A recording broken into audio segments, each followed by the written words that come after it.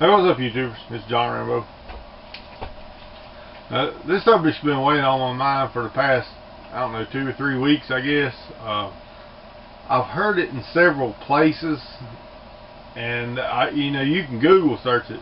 Even Fox News did a small clip about it, and they've never actually said it was a 6.8 SPC, but I believe that's what the Army is going to adopt.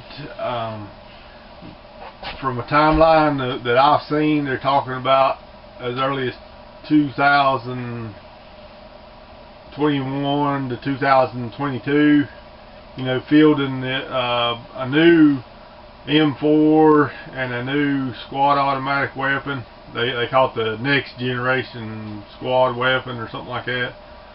But I wasn't really sure about how to start the video, but I'm going to give you a brief history of the 6.8 SPC. I'm usually not one to run out and buy a brand new cartridge or a rifle with a brand new cartridge till I see, if this is going to be popular or not.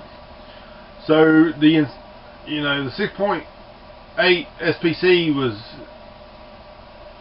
they started working on it, I think, back in 2002, 2003, and how it came about was Special Forces, Army Special Forces said they wanted a more lethal round than the 5.56, and so the Army Marksmanship Corps started working with Barrett Firearms on a new cartridge, and they took the 30 Remington cartridge and necked it down to a 6.8 or a 270 caliber bullet, neck there. So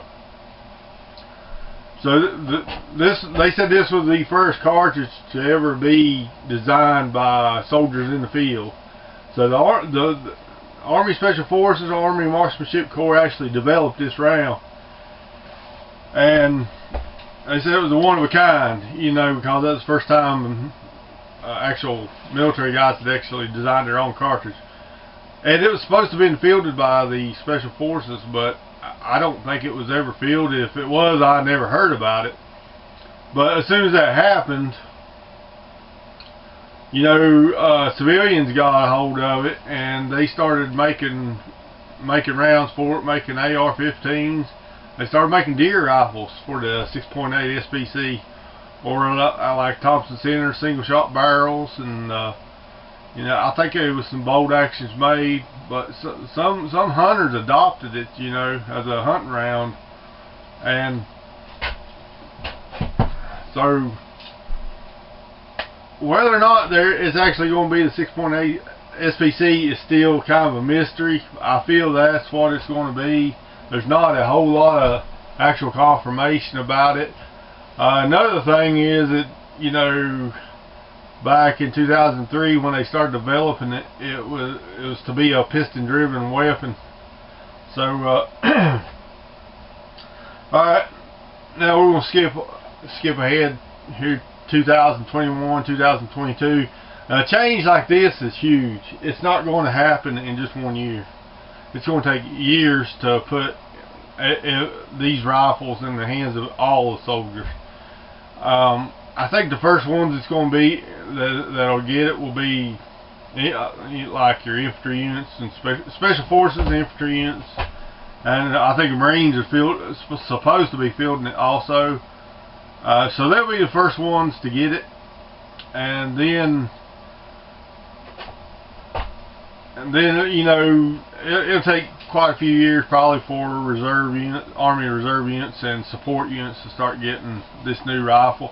One of the things in the initiative back in, I think during the Iraq War, they talked about getting more carbines, like M4 carbines, in the hands of soldiers, especially certain units like truck drivers, where guys getting in and out of trucks all the time.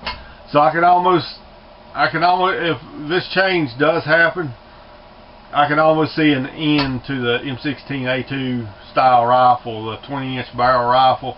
I could almost see them ending that and just going to carbine length rifles from now on. But So So what does this mean for preppers? There is probably millions of AR-15s in America that are in 5.56 or 223 caliber. Probably millions. And a lot of preppers have them. And but if this change happens, you're going to see an explosion in the popularity of 6.8. This 6.8 cartridge. Like I say, I'm assuming it's 6.8 SPC, but nobody knows for sure. But so there's going to be an explosion. It's going to re-emerge and become a popular caliber again. So the 223, like the Army, is probably, you know, a lot of their magazines are going to go on the surplus market. A lot of the, because this 6.8 will have to have a completely different magazine to be 100% reliable. You can't use the standard M6 or M16 magazine. I've heard rumors that a Magpul, a regular 223 Magpul magazine, will feed 6.8 fine. I may have to test that theory. So anyway, so yeah, the 223 may take a back seat. You know, right now there's tons of in cases the ammo is really super easy to get for 223, and it probably will be in the future for a long time. But you know, after so long a time, the popularity to 5.56 is going to start dying off if this change comes about, and the 6.8 is going to. The 6.8 is going to take the forefront, because people in the military, we like to stick with what we know. And take me for example. You know, I've done 100 bolt action rifles most of my life. Now I've fielded my own 6.8 AR-15 for a deer hunting rifle, because I'm familiar with the AR-15 platform, and so you know, that's what I want to use for a deer rifle from now on.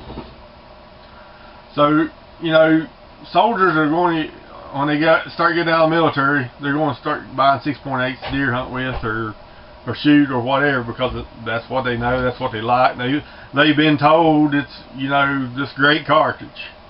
And civilians will pick up on it, and then they'll start using it, because they'll think it's better than the 223 because the military uses it. So that's one thing I've seen with military cartridges is when the Army or Marines, when we start using something like that, then the civilians pick up on it, and they think it's the best thing since sliced cheese, and they'll run out and buy that same cartridge and rifle. But so, you know, for preppers, you know, don't abandon your 223 and your stockpile of ammo by no means, but that's something that's coming in the future. You may want to work on your stockpile of 5.56. I could almost see the price may start. You may start seeing a slight increase if the 6.8, if this thing with the 6.8 happens, and it'll be in the future. So, you know, it may be like 2030 before you see a huge increase in the price of ammo or whatever, or the, you know, the 223 starts dying off probably. But anyway, it's John Rambo, and that's something that was on my mind. If you know, leave your comments below what you think about it. I'm out.